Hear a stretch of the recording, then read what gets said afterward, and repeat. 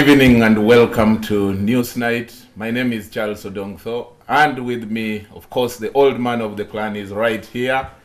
Andrew Mwenda, he is the managing director of the Independent magazine. Andrew, you're most welcome back. Thank you. How is the new week?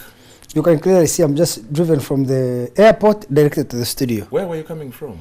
I've been moving around the world. I have this globe to unite and its people to reconcile. Business to do. Yes. Money to make. No, not money. The environment to save, people to unite, and conflicts to reconcile. Wonderful. Welcome back. Thank you. Now, this evening, I thought that we could move to another topic, but then again, the issue of NRM persists. Something interesting happened, a twist in the NRM caucus, that since last week when we had a discussion here, and we talked about Amama falling and all that, then all of a sudden yesterday the president comes and shocks MPs and says, shut up, nobody must make a comment on Amama Mbabazi. Who is this Anite? That's coming from State House caucus yesterday. And NRM MPs, as we talk now today, Andrew, have shut up. They are fearing the media like lepers, and they can't even say a thing. What's this happening? You are misjudging things. Seriously? I think that President Yoweri Museveni's strategy is that he must be able to undermine Mbabazi's political clout while at the same time not completely alienating him. You said that, yes. Yes. So his game is set the young Turks on him and they attack him like mad dogs. And when Mbabazi is most vulnerable, he's over the cliff, hold his hand and appear like his savior. So Museveni will kill two birds with one stone. He has neutralized Mbabazi's presidential ambitions, while at the same time he's able not to completely alienate him so that he remains within the step of the NRM. So he has a historical obligation or historical commitment he has been able to meet, while at the same time he has been able to achieve his immediate political objective, that is of neutralizing any threat that Mbabazi could pose. And to show that he's the one who is... Because I'm going to give you an example. Yeah. In 2005, then Vice President Gilbert Bugenya gave an interview to the Independent, rather to the Monitor at that time, where he accused the government of being a mafia. Like you see Mrs. Mbabazi now calling the government being full of fascists, the NRM being filled with fascists. And among the fascists that he was mentioning, rather among the mafias that Bukenya was mentioning, was Amama Mbabazi. So I need you to understand that within Museveni's political scheme, I think, the idea is, rather than confront your opponent, you need to go around him. Don't show open hostility, while at the same time be able to neutralize any threat that he may pose. So Museveni is the one who initiated and encouraged these MPs to attack Mbabazi, but now he's also positioning himself as his savior. The same applies to Kenya. So when Kenya made this interview and said the government is filled with mafias in 2005, how long did it take for President Museveni to fire Kenya? 6 years. It came in 2011. I am sure Mbabazi will stay around 2016, perhaps in 2017 he will be dropped. But I don't think it is possible to reconstruct the relationship between Museveni and Mbabazi. It will be very difficult.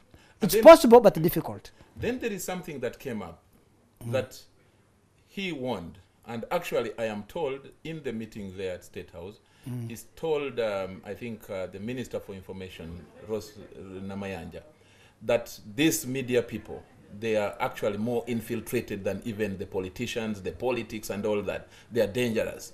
That one of the, of the newspapers was warned, and Namayanja given instructions. Go for them, check them. If they can't check themselves, close them down.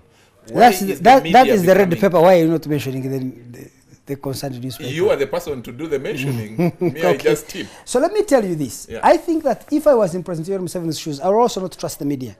Because the media is uncontrollable. And Museveni does not have effective control over the mass media, and therefore he must be afraid of how. You see, there is a political project that he's playing, and if he leaves it in the hands of the media themselves, it could be driven out of control. So his strategy is, I must be in control of everything. One, I must demonstrate to Mbabazi that his ambitions to run for president can only lead to nowhere. There is a dead end. At the same time, Mbabazi has a large following within NRM. I must not alienate many Bachiga supporters, Kanungu supporters, and other supporters across the country who are faith in Mbabazi. But two, if you understand Museveni very well, he's a person who keeps loyalties close to his chest. You should ask him why he keeps Henry Kajura in cabinet. You should ask. Is he now beyond 80? Yes. Why does he keep Moses Ali there? I have asked him these questions and he explained to me. And from his explanation, I get the sense that Museveni is a person who believes that anyone who has served him very well previously, he must not alienate them. So there are people who are in cabinet, Ruhakana Rugunda, Moses Ali, Kajura, for certain historic reasons.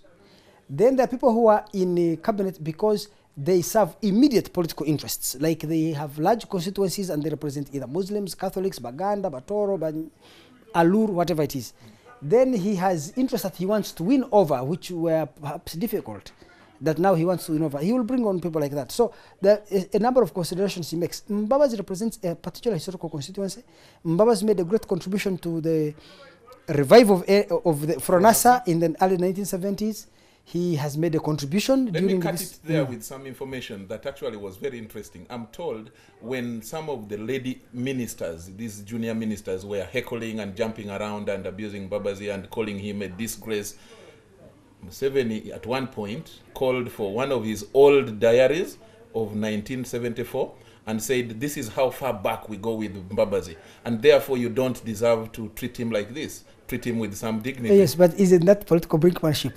Initially, why did these people get the confidence to attack Mbabazi? Mbabazi is the prime minister of this country. Yeah. Mbabazi is a historical pillar of the NRM.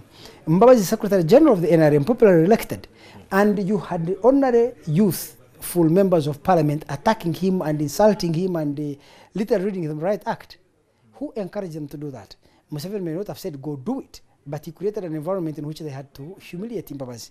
And Museveni also is smart enough to realize that you cannot treat a senior member of the NRM like that, yet you needed to do so.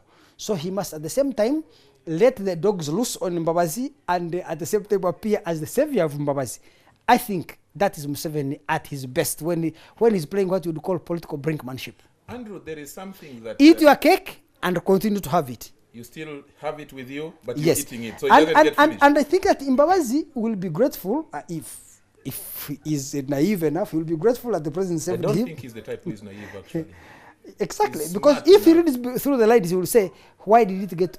In his speech to that NRM caucus, he said, the Museveni I know would not have done like this, would have called me. And I think that Mbabazi was right. So if Museveni right now cannot afford to play savior to Mbabazi, only a naive person would buy the idea that... Andrew, there is something I want you to ask you about.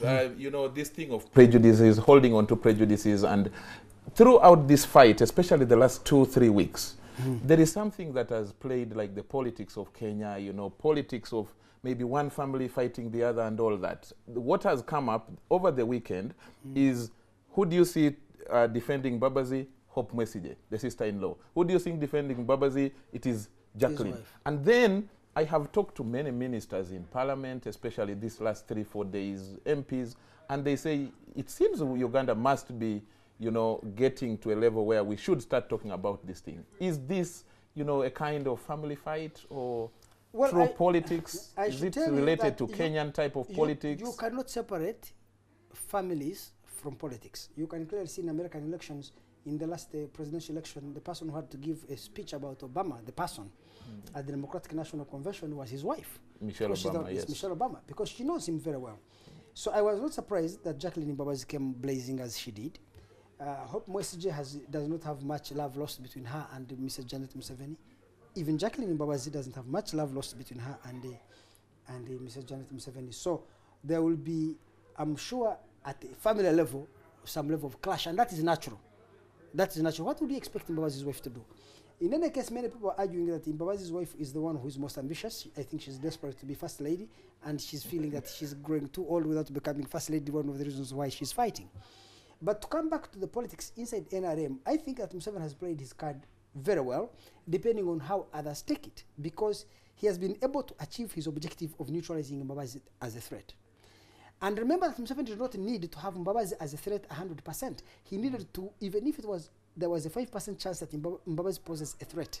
For Museveni, it was better to neutralize that 5% than, I told you about the herd mentality. If you are an antelope and the bush shakes, what do?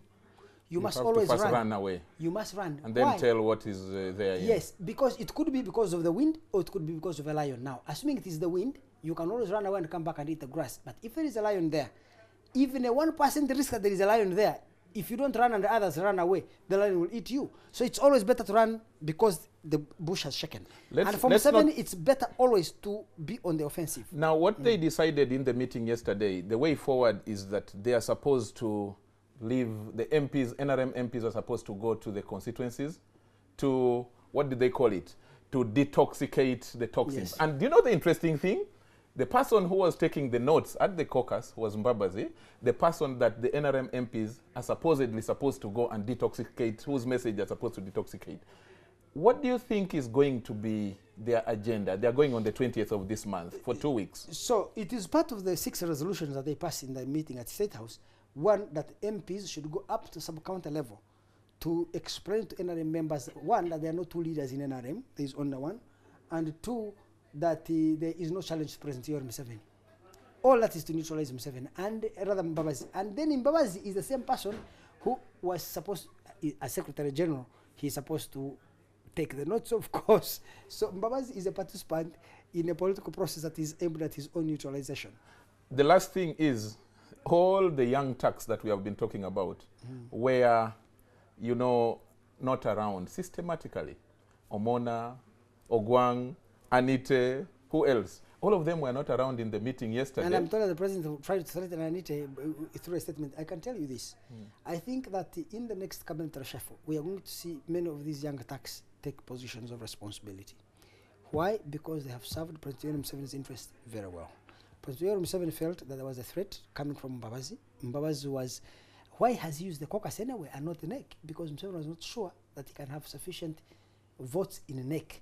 So he needed to use a constituency which he can control, like MPs are heavily indebted, and he can actually on Friday they were lining up for some money. I don't know whether exactly. So he can offer them a rescue from their debts. He, the president at that meeting, accused Mbabazi of paying debts of individual politicians within NRM.